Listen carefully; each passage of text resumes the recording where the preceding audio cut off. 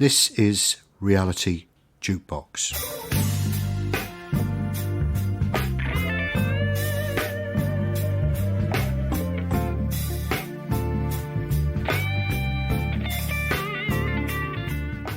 Hi everybody, welcome to realityjukebox.com, and the subject today, very prominent because it's coming up and it will be with us very shortly, if not already.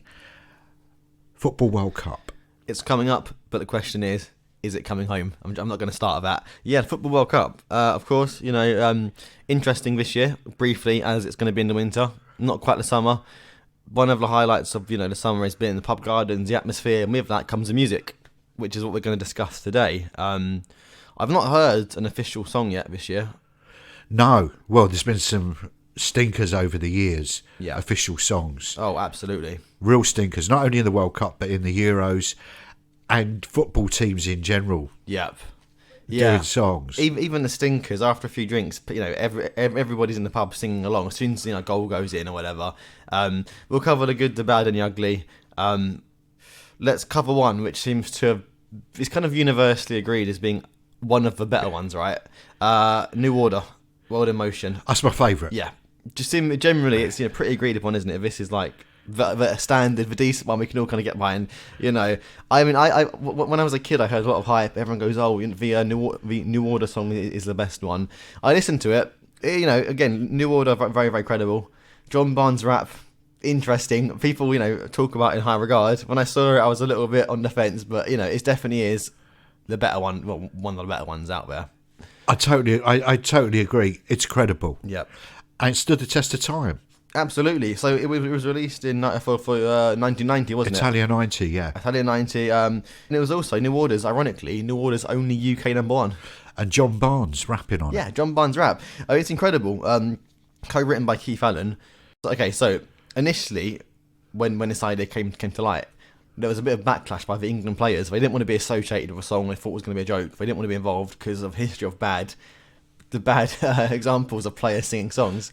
So they were given, I believe they were given 6 players in the end who showed up for it. John Barnes, obviously, Peter Beardsley, Paul Gascoigne, Chris Waddle, Steve McManaman, and Des Walker. Yep. Other ones. And then the plan was as well, every player was going to get one line to rap. They were going to do like a rap collectively. They soon realised the majority of them had no timing, couldn't sing, couldn't rap, had no musical idea. And then John Barnes had a go, and that was it. They didn't audition anybody else. John Barnes was going to do it, and it works. What was really funny to me was that it was re-released in 2002. So in 1990, it went to number one. New Order's only number one. 2002, it didn't chart. But the funniest thing was the rap. It was initially going to be David Beckham doing the rap in 2002. Really? Yeah, but then I think it was vetoed because it was a terrible idea. But David Beckham trying to do with John Barnes' rap would have. You wouldn't have. There wouldn't be many footballers that could have beaten that. He was really good on that. Yeah, honestly, and it added. I don't know. It added some more fun to it. They brought in Keith Allen to help co-write it to bring kind of add a comedic element to it. So I think that was a little bit of a. It might be bad, let's try and make it at least a comedy. So if it's bad, it's funny rather than just bad. But all of it come together, didn't it? And it worked. The video of John Barnes rapping and Keith Allen behind him sort of putting faces. And yep. There's one key omission. Gary Lineker in 1990 wasn't involved because he was releasing his own song.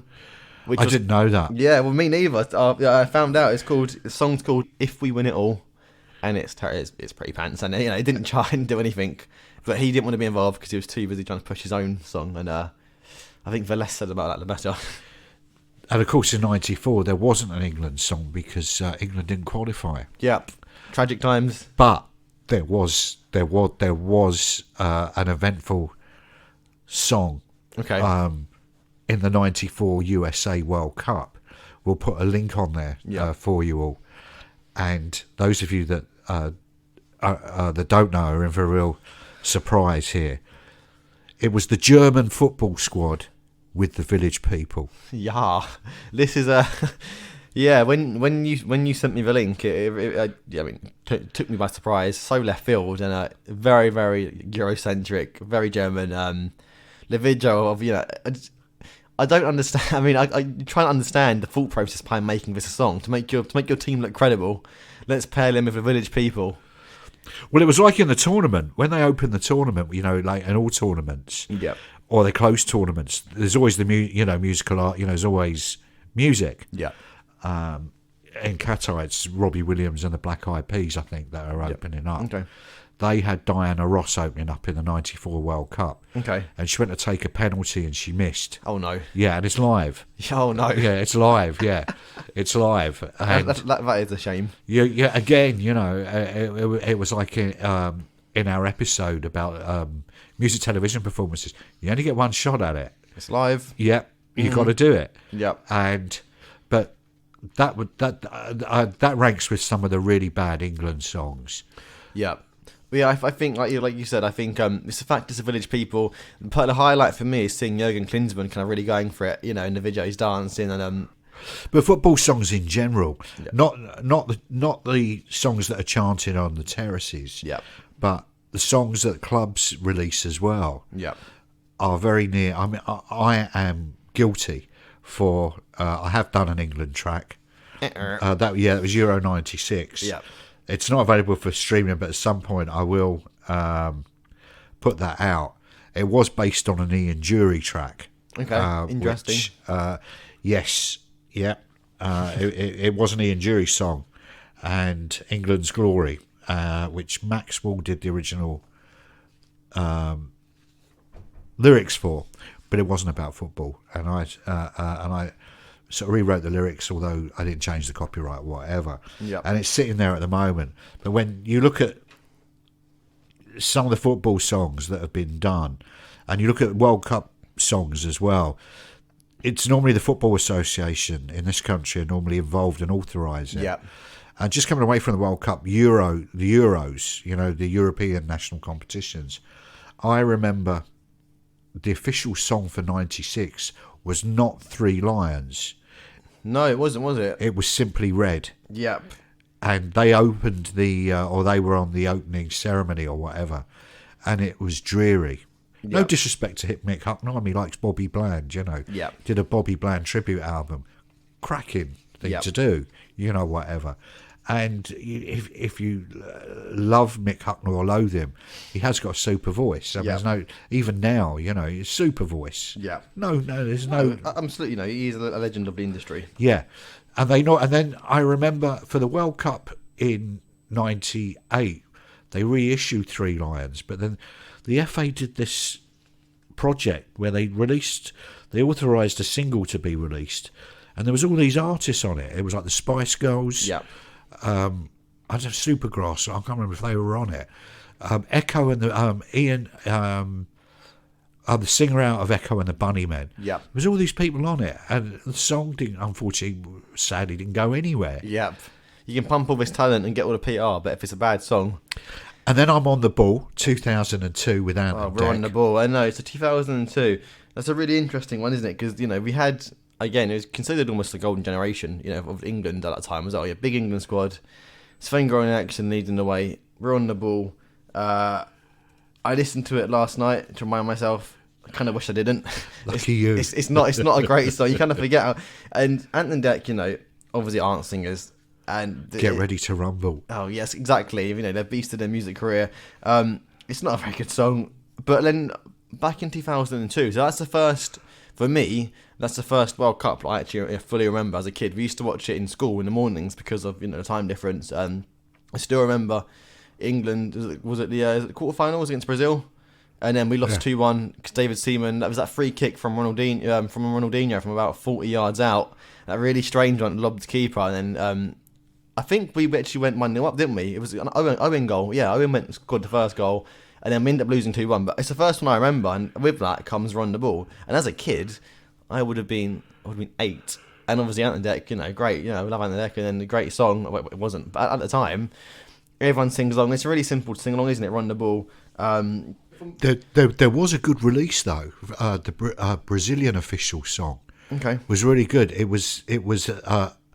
I think it was an old Sergio Mendes Brazil '66 track, which had been remixed. It was like a Latin dance track. Okay. I can't remember the title, but what we will do is we'll put the link up for you. Yeah. And that was really, really good. That was actually credible. Yeah. Yeah, I think, like you said, you do get some credible ones mixed in there. And obviously, there was that Shakira song they released as well, Waka Waka, This One's for Africa. And Shakira's a very credible artist, very catchy song. But in terms of, I suppose, national, like I guess, like we said, was We're on the Ball wasn't the official song, was it? Was that the official? I think it was. Oh wow! Yeah. Well, was very low in 2002. And years ago, I recall. You're right. Sorry, it was official. It was released released on Epic Records. I remember the '86 World Cup. The England football team were on Wogan. Okay. Terry Wogan, who was a great broadcaster. What year was this? Sorry. 86 World Cup in Mexico. Okay. Yep. And they were miming to the song. Yep. On his show. Yep. I can't remember what the song was called, but Peter Reid, the midfielder, was on an exercise bike. And of course, Glenn Hoddle was right at the front because Glenn Hoddle likes singing. Yep. Nothing wrong with his voice, actually. Really? Yeah, he had a hit, didn't he? Diamond Lights, Hoddle and Waddle. Of course he did. Or Diamond Nights, that was it, yeah. Hoddle and Waddle. Yeah, and he's been in The Masked Singer, hasn't he? Oh, yeah, he did, didn't he? Yeah. As was... It was Teddy Sheringham. Sheringham, yes. Yeah. Yeah, some of them like singing, whatever. But, it was a shocker. And I think the one before that was This Time We'll Get It Right. That was 82. This time...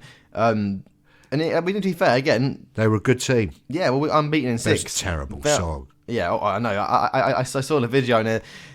it's not a good song. I think football players singing in unison is... history has proven this is not a good idea. Yet, it was such a popular thing to do through the years. But history, that was the first World Cup song they'd done for 12 years. The last one before that was Back Home for the 1970 World Cup in Mexico. Yep. That was #1 single. Well, this time went to #2. So, yeah, you're right. And that sort of set the door open, I think, where football clubs, every time they got to a cup final, they'd record a song. Yep. A bit like soap stars used to record songs, whatever. Try and get a music career, try and get a one-hit wonder sort of thing. Well, I think record companies want to make money, whatever. Yeah. I mean, it got so bad. Thank goodness that's all gone now. But I remember, nothing to do with football. I remember there was a series called Changing Rooms. And I think the electrician or someone on it did a single. Yeah. If I Had a Hammer or something, it's like no, just don't do it. Don't do it. Don't go there. If I had a hammer. So all these football songs came out in the 70s and the 80s. Yeah. And to name a few, there was Blue Is the Colour, Chelsea, which is still played now. It holds up still. Good Old Arsenal was another one. Yeah. The Chaz and Dave songs with Tottenham. Yeah. Yes, that's right, yeah. Chaz and Dave and Liverpool, Spurs. Anfield Rap. Yep. They're the ones. They're the ones that really come to mind. I'm not sure I've heard Anfield Rap. That's John Barnes. Oh, okay, John. They're Barnes. all rapping on it, but it's John Barnes. Barnesy going for it, yeah. And that's probably where the New Order single. Because I think they said when they started recording him, it was like you didn't know he could do. He was that. only one out of that group that had some musical talent. Yeah. Also, we said in the 80s, the Scottish World Cup squad released a song in 82 called "We Have a Dream." In the video, it's just like if I forget the actor's name, as an actor kind of doing a sort of monologue at the front, and they're all singing at the back, swaying, and they're not even swaying in time. A lot of them are They did one with Rod Stewart. Did they? Yeah, Argentina. 78. Yeah. Ali. It was something to do. It was Ali McLeod or something who was a manager. I think it had his name on it. But talking about Scotland, they did a football song for the '98 World Cup with Delamitri. Really? Yeah, Don't Come Home Too Soon. Oh, nice. I see what they did there. Yeah, nice. And it was like this ballad. It's about, nice song. And all the rest of it. Yeah, fair. I think they all have a go. There is a Welsh song this year. I think they've definitely done a sing. Well, they've done a track. Yeah, well, it wouldn't surprise me. And obviously, I'm sure it'll be very good because Welsh are notorious having lovely voices. To be fair, so I'm sure it'll be a quite respectable song. I've not heard it yet. We're in for a treat because Baddiel and Lightning Seeds and Skinner, obviously, like I mentioned, are re-releasing 3 lines this year. So again, it's coming back out. I know they mentioned after the Lionesses, winning this year, they were talking about bringing it back because they used it quite a lot. And I think it's been confirmed now by David Baddiel that it's going to be re-released again. So get ready for that to be back on your airwaves. Well, I mean, the original song, fantastically produced. When that came out for Euro 96, there was a lot of songs. Yeah. We mentioned Simply Red, but Black Grape did a song called England's Eyrie. Oh, Black Grape with Shaun Ryder. Yeah, yes. That was really good. Nice. That was really, really good. Yeah. And the one that sticks out for me from '98 is Vindaloo. Oh, Vindaloo. By Fat Les.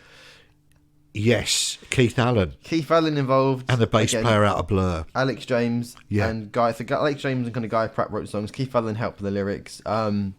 Yeah, and as we said, he cropped up of, and Keith Allen being involved in the New Order song as well. He's obviously got a knack for this sort of stuff. In the videos, Matt Lucas, David Williams, even his daughter, Lily Allen, stars in the video. Got to number 2 in '98, but was beaten by Three Lions. Interestingly, Keith Allen said that Fat Les, the band, were using the money from this record to try and set up a pirate radio station. I can believe that. I can believe that. I heard him talking about it a short while back, and he was saying that they wrote the song in the Groucho. Yep. Yeah, they wrote the song in the Groucho, and it was an idea that he had. The video was basically sort of based on the Verve. Okay. Of course, yes. Yeah, Bittersweet Symphony. Bittersweet Symphony, yes. Where they got a look-alike. Yes. And whenever you see the original video of that, every time I see that video, before the strings coming, bum, bum, bum, bum, bum, bum, I can hear although it's not on there, I can hear the director saying, right, action, like that. And then he walks across the road onto the pavement. Yeah. And I was sort of thinking, I wonder if he tripped up or anything, like how many takes that took. Yep. To do something, directing like front people, some of them, and especially footballers in videos. It's got to be hard work. No, honestly, hard work, because like you said, footballers, amazing athletes, they spend most of their lives training just for football. Yeah. And then you realise when it comes to trying to get them to do other bits and bobs, you can't be.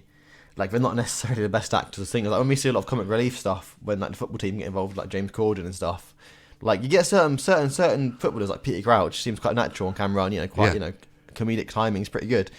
Other ones, you can imagine it was like pulling teeth sometimes, trying to get performance. And, Ian Wright's single with the Pet Shop Boys. This is new to me.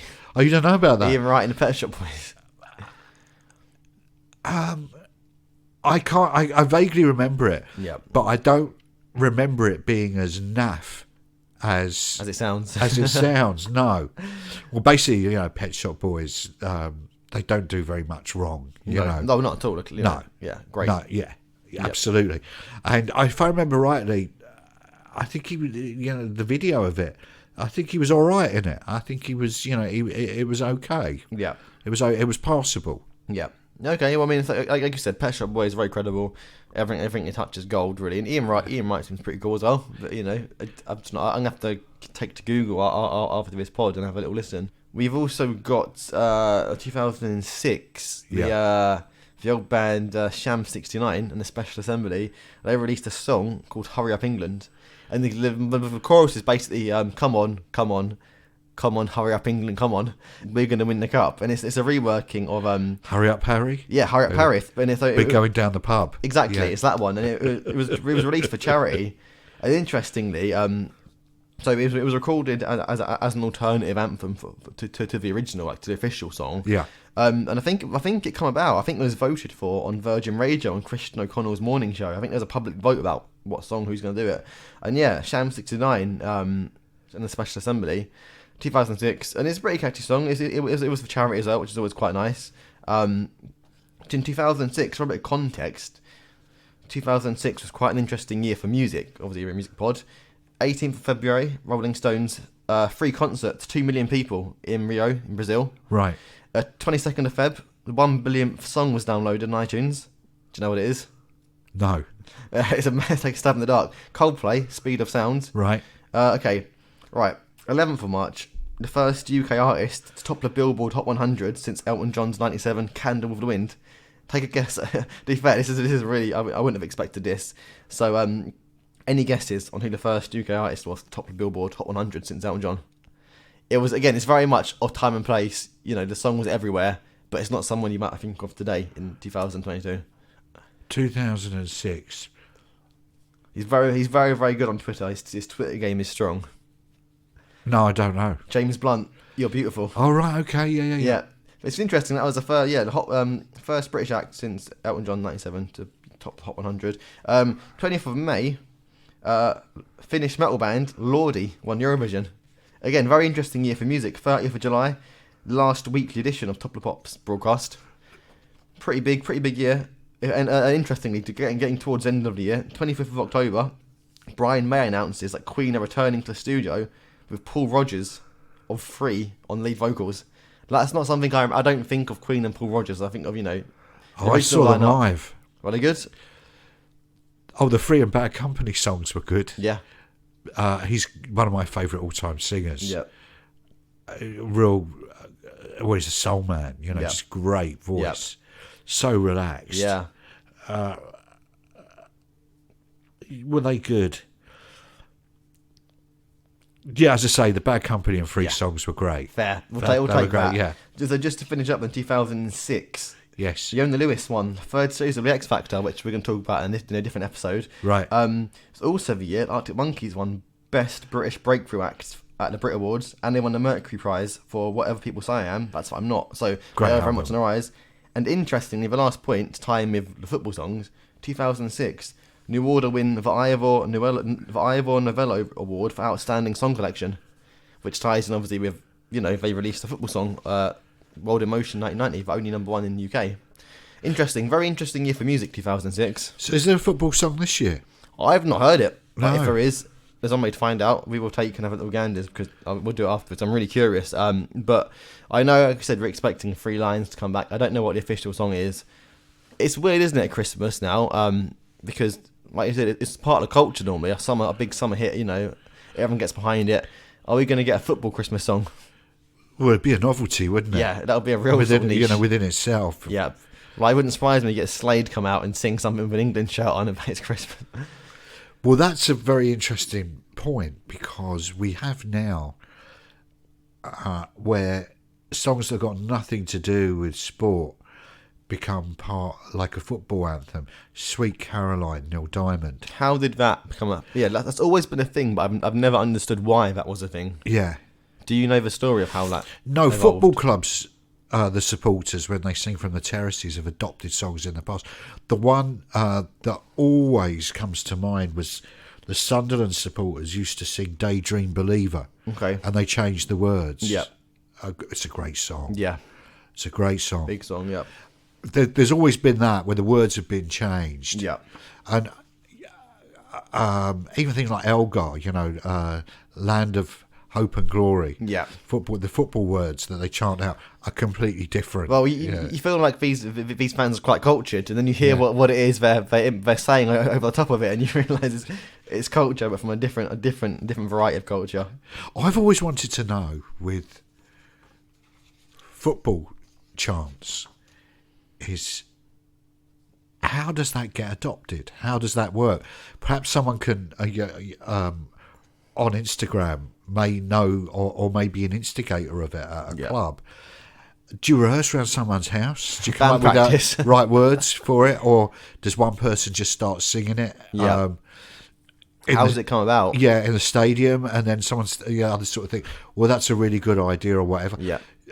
Do you talk about it in the pub? Yeah. Where does it come from? Well, you're right. I think it's a very British thing, isn't it? It's kind of witty, very clever, because from the footage I've seen of the American League, the MLS, they haven't got that sort. I think it's definitely very British. A lot of their chants are more literal. And yeah, like a lot of the the England chants are quite funny. Very kind of close to the mark, and it's all part of it. And yeah, it'd be interesting to know, does someone start and everyone else follows, or because I suppose if it happens on the on during the game itself, if someone starts and no one follows, it'd be potentially quite embarrassing.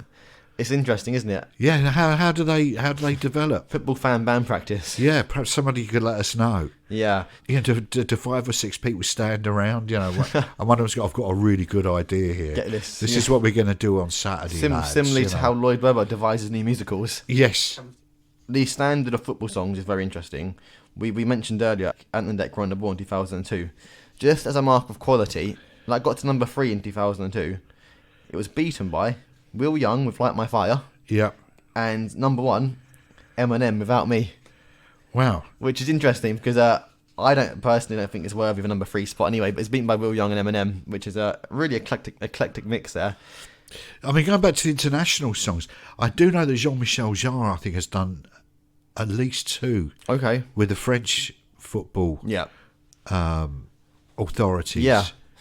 Cultured. It's interesting, isn't it? Yes. I suppose as it can either go one or two. It can be amazing and go down and become famous, and every year it gets or every 2 to 4 years it gets rinsed, or it could be career suicide.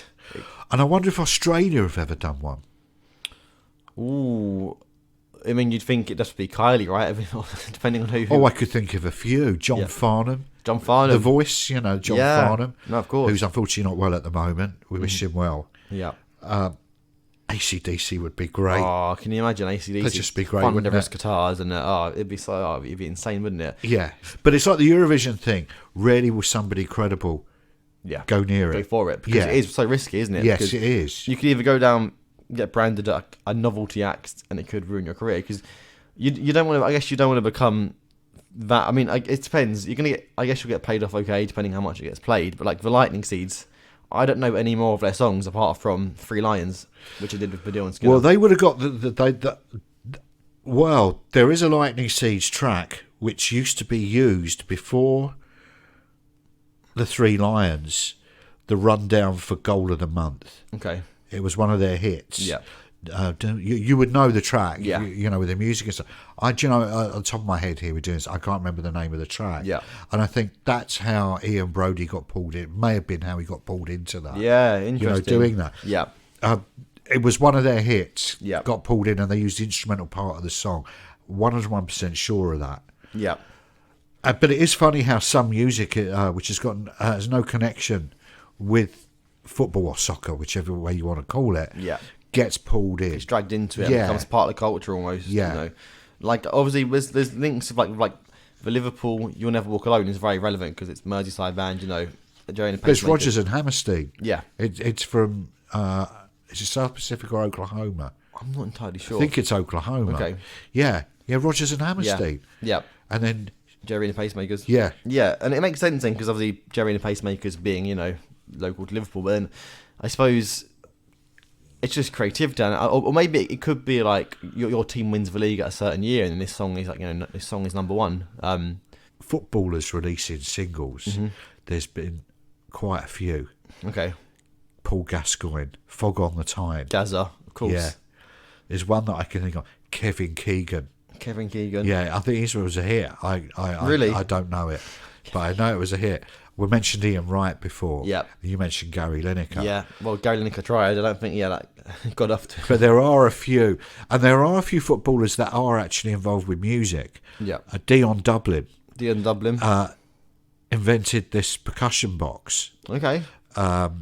I think this amplified percussion box. That's It's interesting. like a square box or something. Yeah. It's really good. Dion Dublin. Yeah, really, really good. Oh, interesting. And then, you know, you do have some footballers that are sort of, you know, like I'm well into my music and Yeah. stuff like this. Yeah. And perhaps anyone could suggest some of the worst singles that they know that if there's been any individual footballers Yeah. that have released any tracks. Yep. Those few come into my mind, but I bet you there's a lot more than that. Yeah, yeah, no, I think so. I remember this isn't World Cup, but like with West Ham and Forever Blowing Bubbles, when they were moving on to their new stadium, they had like a big blowout. It was before the Cockney Rejects. Cockney Rejects played Yeah. live, exactly, and Yeah. for better or for worse, Cockney Rejects playing Forever Blowing Bubbles. That was a hit originally. Yeah, Yeah, they were an Oi band. yeah, Oi, yeah, OI, yeah, they were an Oi band. That was with the kind of post new wave era. You know, a lot of these oi bands sort of came along. Yeah. And yeah, it was the Cockney Rejects. Yeah, and there's a lot of people that sort of jumped on that sort of thing. Yeah. But I think there's quite a few footballers that have actually made tracks and released them. And anyone send them in. You know, We'd love to know, and we'll compile something. Yeah. We'll put them together online and then have a little look. Yeah, on Instagram, that would be great if you could do that. And we'll or send some links or stuff, and we'll have a look on this end. But what we will do is we'll put the link up for the German and village people. You've got to see it. Yeah. Jürgen Klinsmann going for it is just one of the absolute best things. Yeah, it is. They probably thought, well, we're going to America, you know, so we'll have to get an American band, and I would imagine that they were available. Yeah, when you think of if it was '94, there was a lot of stuff going on in America, you know, musically. Yeah, there was a lot of acts. There's a lot of other bands you could have chosen. Yeah, yeah. Interestingly, you could have chosen a track with someone like En Vogue, you know, or well, all sorts. Yeah, There's exactly. so many other people, but I suppose also the village people obviously are a novelty band, so they're not probably scared of doing a novelty song, whereas a more credible band is, you know, I suppose, you know, '94, grunge is coming to an end. You couldn't see Nirvana doing a football song, you know. In America, the grunge era coming to an end. You kind of had the sort of boy bands are coming through. But then when the teams come out to play, they never, you know, they always play the national anthem. Yeah, they don't play one of their. No, they don't. Rightly so. Don't.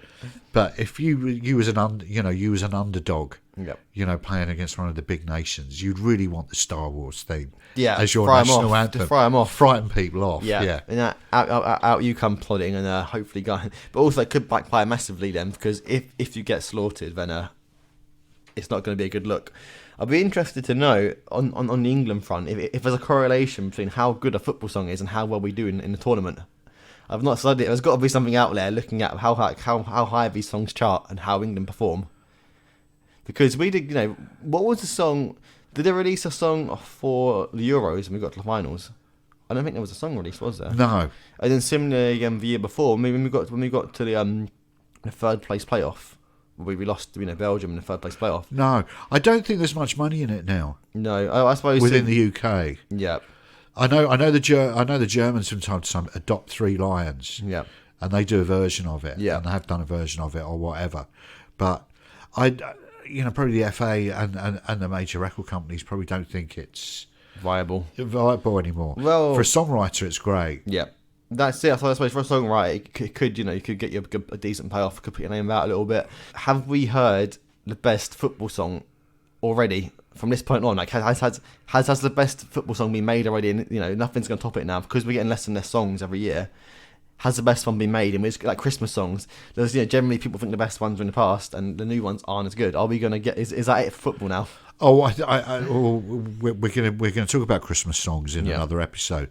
I think when we talk about that, I think we have a good standpoint why that's actually happened, and that will be back. Okay, that will definitely come back. But I think with football songs, it's a difficult one. Yeah, it's a real difficult one.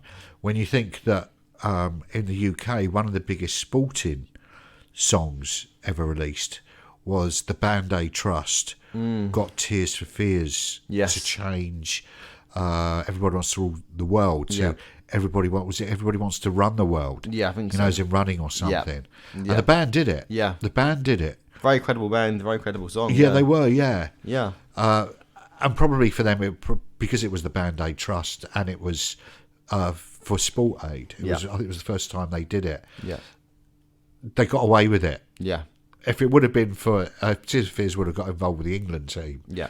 I don't think they would have gone near it at all. No, I think there's two. Yeah, I think one being for charity is so much different to actually trying to be a credible song. Trying to get, you know, Tears for Fears being backed by the England squad as a choir is not a good look. But Rod Stewart's definitely done one or two songs for Scotland. Yeah, old Rod. Definitely, yeah. Doesn't surprise me. Ole Ole, that's it. It's Ole Ole. Is it? And that's Spain '82, I think. Oh wow. Yeah, sorry. Ali's Tartan Army. That's it. The one in Argentina. Oh wow. '78. They And that thought, stuck. yeah, Scotland thought they were going to win the World Cup, or Rod Stewart did, or whatever. It has a great story behind it. Okay. And he's a passionate football fan, and he was a footballer. Was he? He played for Brentford. Rod Or Stewart? he had trials. He was on their books. Oh, wow. Yeah. Rod Stewart on trials at Yeah. Brentford. I think he's like Robbie Williams. He's got a football pitch in his back garden. Yeah. I think it's the same thing. Yeah, good luck to him, Somewhere on the line, Robbie Williams has been involved with football somewhere on the line. I can't think at the moment what it is, but I'm absolutely sure that he's been involved somewhere. He may have been on that 98 song. Yeah. He may not have been, but somewhere along the line he's been involved. Yeah. He would have gone pro for the Oh, he does Soccer Aid. Soccer Aid also is a He's big involved one. with Well, that, he's yeah. part of one of the patrons, I think. And, Yeah. Which again, it's a good thing. It's a really, really good event. UNICEF. Really fun to watch. Yeah. Raise lots of money. And I think it's great seeing these celebrities. The quality obviously varies, but it's really interesting seeing these celebrities play football because, I love playing football. It's a bit of fun, so it's relatable, and it's always interesting when you see someone like a celebrity going up against like Yap Stan in defence, and there's these sort of mismatches.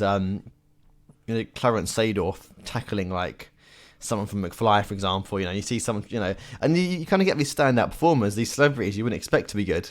The guy from Kasabian. Oh yes, Can Serge, play. yeah. I think he scored a few years ago. But it is a great event, and fair play to Robbie. Every year kind of gets bigger. Usain Bolt, was like playing this year. Interesting. But yeah, I think going back to talking about there not being many England songs, I guess a lot of the big England songs have followed a certain theme, talking about heartbreak and years I've hurt in the past. I suppose done it so long you keep rehashing the same lyrics. And in recent years also, he played pretty well as well, so I don't know, like... Well, there was a song when England did win, which was World Cup Willie by Lonnie Donegan. Yeah, World Cup Willie. I can't think how it goes. World Cup Winnie, okay. World Cup Willie. And it was this character, because they always create a character for the World Cup, and I think it was a lion. Yeah, it was a lion. Yeah, it was a lion. Original. But I think that was the first one. Yeah, well, it makes sense. So 66, music explosion and England winning. But the South American songs are normally quite, there's a remix going on. Yeah. And there's some nice samples going on. Yeah. And they've lifted it from somewhere else. Yeah. Really good. Clever stuff. Yeah. Yeah. In terms, it's not a song, but in terms of like sounds, one of the more memorable, I guess, you could potentially class it as a soundtrack to the South African World Cup was the Vuvuzela. Every game you said, and then people were getting sick of them by about the third game, I think, because it was just non-stop, wasn't it?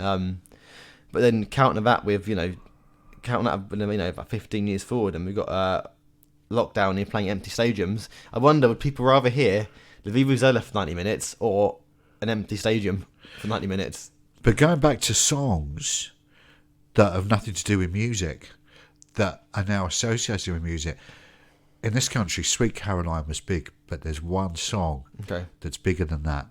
Okay. Nessun Dorma. Nessun Dorma. Yeah. Great shout, actually. I totally forgot about that. And the reason why that was so successful was because the BBC decided in Italia 90 that was their theme tune for every time a match. Oh, I see. Yeah, that's how. Okay, so it got associated. That's how that happened. Interesting. Yeah. And as what you were saying before, as they progressed during the competition, more and more of the general public latched on to. Well, it's actually from an opera. Turner, I can't pronounce it. Turandot. Yeah. 1880, somewhere around there. Yeah.